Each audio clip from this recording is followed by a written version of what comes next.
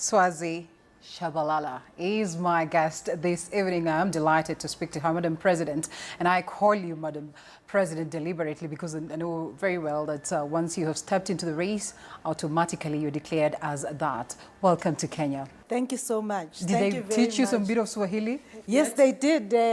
Jambo, what's the other one? Asante sana. The best is very important, so Jambo.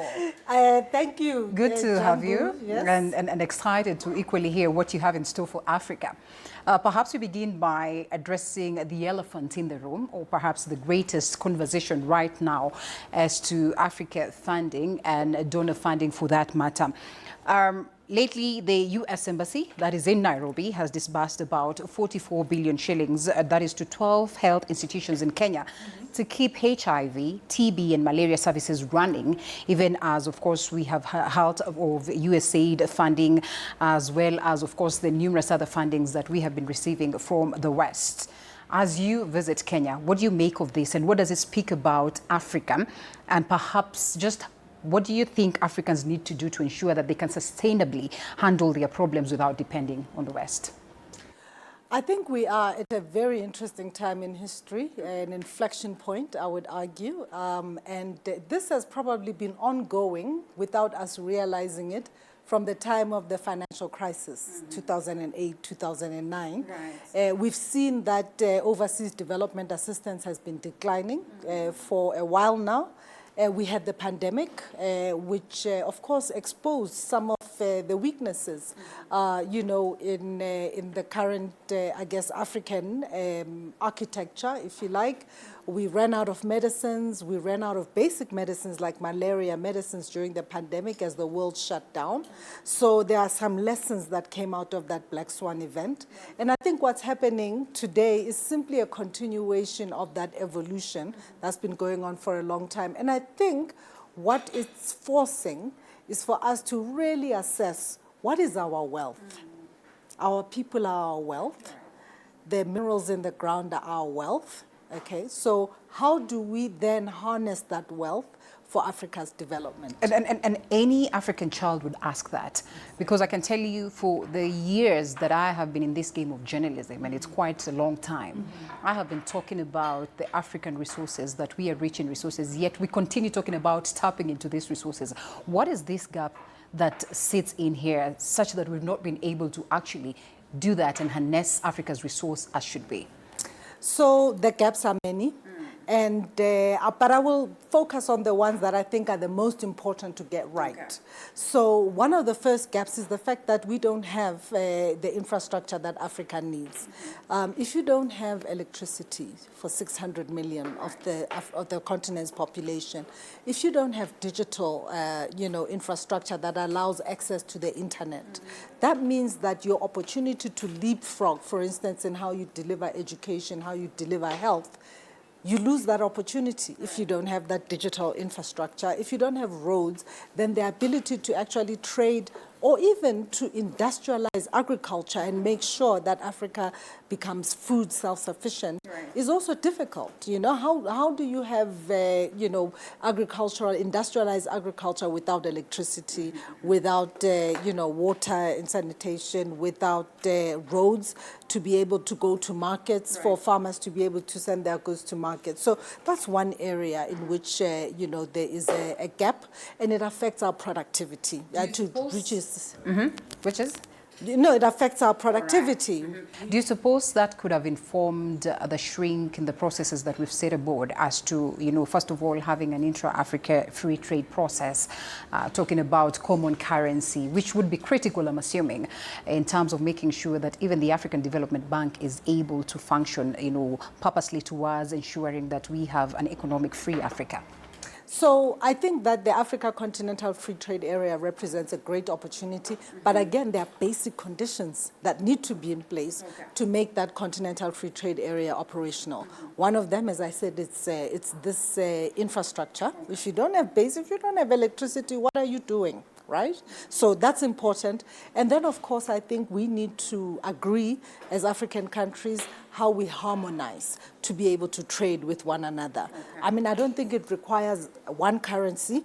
but certainly it requires harmonized payment systems so that it's not complicated for me to pay somebody in another country. Right. This is very, very important. So I think that the African Development Bank can play a role in supporting that evolution of Africa to increasing its productivity through trade with one another, through inter-regional trade, by making sure that that basic infrastructure is in place. All right.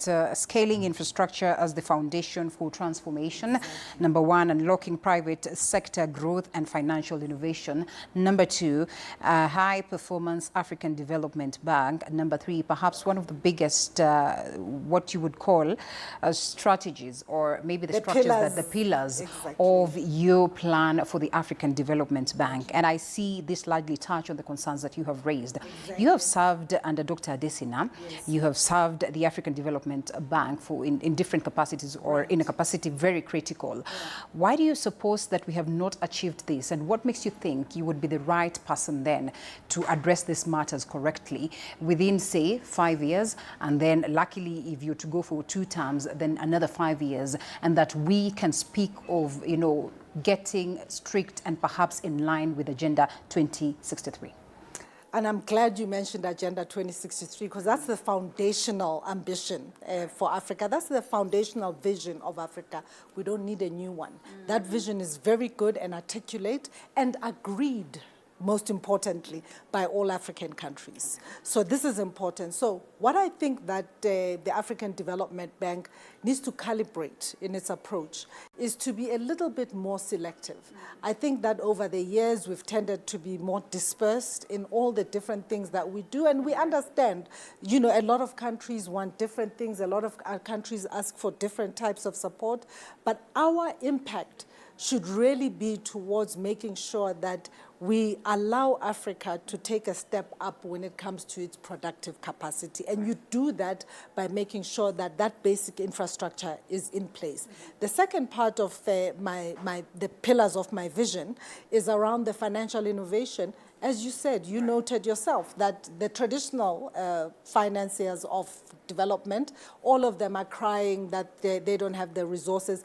Our own governments have fiscal constraints, so they're not able to do what they need to do. So it's very, very important that we are able to innovate on how we mobilize financing from institutional investors or countries with surplus savings that can be deployed for Africa and for good returns in Africa. But it requires that we create an environment that allows business and the private sector to be able to do that. And this is important as well as part of that. And also, I think it would support more rapid private sector development. And then, of course, internally, as I talked about, the bank needs to be a lot more focused, a lot more selective, and really a lot more intentional about making sure that that foundational requirement for infrastructure that connects Africa together is there to facilitate this growth and development and self-reliance, greater self-reliance. Before I come to your own particular approach to this, perhaps I would want to understand the bank itself. It is critical that it remains financially resilient. So while addressing Africa's pressing issues on the question of development and the needs that we have, what would you do to ensure that then the bank remains stable, and of course looking at your financial background for that matter? So, I was there helping to develop the long-term financial sustainability framework, which is basically a framework that ensures that the bank manages its risks, financial risks, responsibly and sustainably. So it's an area I'm very comfortable in. I've been in finance and risk management basically my entire life. And I'm comfortable that within those constraints, in fact, it is possible to mobilize more resources and do more without putting the financial health of the bank at risk. An example, for instance, is that I was instrumental in making sure that the bank, introduces hybrid capital as a new source, a new instrument for mobilizing institutional funds from investors. So, reducing dependence the sort of traditional funders. And we were able to do that in a way that still maintained and preserved the AAA rating of the bank. Right. But having said that, I think that we have to understand that the MDBs, all of them combined, simply don't have the resources to fund all of Africa's requirements. So that private sector role is crucial. And I think that we can use our resources of MDBs a lot more cleverly and differently to make sure that we are de-risking and mitigating risk where necessary, to allow the private sector to really come in at scale. But governments also have a responsibility to make sure that they create an environment for business that allows them to come in at scale. And the private sector for that matter. Exactly. All right, back to what I had mentioned earlier on the question of infrastructure, as well as, the element of finance and development for the private sector, as well as for, Africa at large. We must admit that President Adesina has done a great job, at least so far. So in responding to this, how do you intend to introduce, your own leadership style and vision, such that then we can see, an elaborate and specific initiative towards addressing these concerns that you've made? Uniquely, what we'll be saying that now Madam President Swazi brings this. Madam President has left the reign, and this is what she has left. So what I'm hoping that my vision will be able to deliver for Africa, because this is very important, because the African Development Bank is working to deliver for Africa. Yes. I am hoping that we have the kind of infrastructure that increases measurably the productivity of Africa. Yeah. So that means that, as many Africans as possible have electricity, as many Africans as possible are connected to the internet, and as many Africans as possible are able to have access to roads and rail that allow them to trade, and that you have sufficient free movement in Africa, that the Africa Continental Free Trade Agreement can actually become operational. Because, we can talk about the African Continental Free Trade Area as an objective, but there are things, that need to be in place to make it happen. And, visa-free travel is one of those kinds of things. Yes. But even if you had visa-free travel, not everything moves on a plane. So you would still need the ability for trucks to move from one country to another without waiting for days at the border, to sell their goods. Exactly. So for me, these are the basics, and if we really have a prayer of, achieving the Africa we want, we need to do these basics and really focus on them. So I'm saying that where I want to take the bank is really a focused organization that really focuses on these very basic requirements for Africa's development. Okay. All right. Of course, in the process, I know we have mentioned notable challenges that perhaps Africa continues to face, and even the bank itself. So even as you speak about this, what are your intentions toward addressing some of these challenges? What are some of the notable ones that you'd say, this I would want to face off, because then this is going to guarantee us growth and progress, even as you respond to how then you're going to engage the global partners, as well as now the private sector itself, that you're huge on in ensuring that the AfDB's goals are achieved. And when you're talking about the global space as well, I mean, we must not overlook the fact that there is quite the need to create a balance and navigate the power tussles that exist between African and non-African shareholders. So I need to address that one first, because I don't think that the tussles, within the organization, are as bad as maybe the people would believe. Okay. The bank has got a charter, and that charter is very clear. When you become a shareholder of the bank, that's the governing document for the bank. So everyone working in the organization and leading the organization is seized, in terms of the issues dealt with by the bank in the context of that charter. Right. So yes, there may be nuances, there may be differences, but I think in general, everybody refers back to what is the mandate of this organization of the African Development Bank. So it's not really as but I do think that sometimes the discussions become tough, especially in terms of the Africa we want and what we want to achieve, when in fact we don't focus on how we can play a role in helping ourselves as a continent, where, you know, the immediate and always the sort of default position is that, we have to go and get money elsewhere, you know, from other countries, from other donors who have to go to their taxpayers to get that money. Right. And that's really, I think, the opportunity for Africa right now, in the world that we live in, to say that what of our resources can we use and leverage for our own development? Right. And I think this is where the financial innovation comes in, where in fact we can look at what we have, whether it's institutional funds and whether it's mineral resources, you know, to say how can we leverage this to fund our own development so that we are not dependent entirely on others. Of course, partnerships are very important. I'm not suggesting at all that this is we should become insular. You know, unlike maybe others, I am firmly in favor of working together and collaborating. Working with the other development institutions, if you look at AfriExim, if you look at Africa 50, you know, all of these types of Africa Finance Corporation, all of these types of institutions all over the continent, by the way, all of them working on some aspect of what Africa needs to achieve the Africa we want. Imagine if we could all come together, plan together, and execute together. Incredible, and I hope that they heed to that call. 29th of May. Yes, is the D-Day. Is the D-Day. Is the D-Day. And then we get to see a whole different face of the African Development Bank if they pick you as the president, because then for the first time we're having a female president. Then we'll be having a female president, a beautiful thing, they say. One person says that, you know, empower a woman, make sure that you put them out there and you can be guaranteed of a better Africa. And I hope that the people of Africa get to understand that.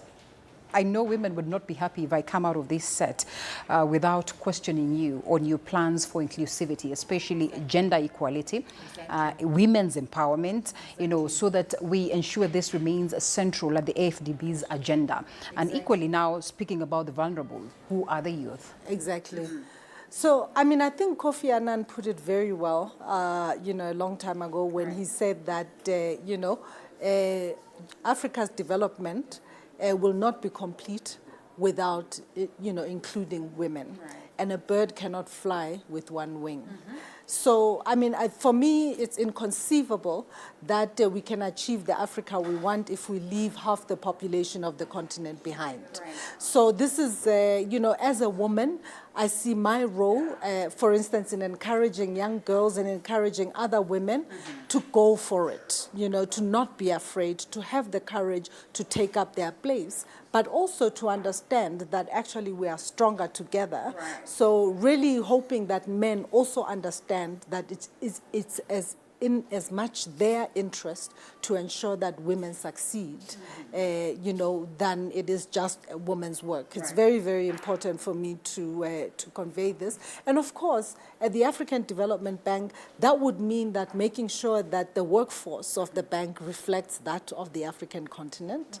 You know, you can't have just men, you know, everywhere. You've got to have women as well, because women will approach problems differently and they'll understand issues differently. Secondly, I think that there are specific challenges that women face. Among them, for instance, access to financing, which tends to be, you know, unfair. You know, women have, you know, a worse risk rating than men.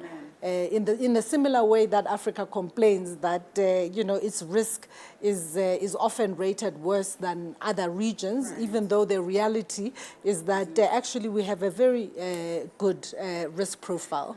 And this risk rating is not fair. It's the same thing with women. We've got to make sure that women have access to financing, especially entrepreneurs, to make sure that they can grow their businesses, because if you empower a woman, you empower a nation. From where I come from, this is what we believe. You empower a woman, you empower a nation. And I think this is true of the continent as well. You empower women of the continent, you empower the whole continent. Right.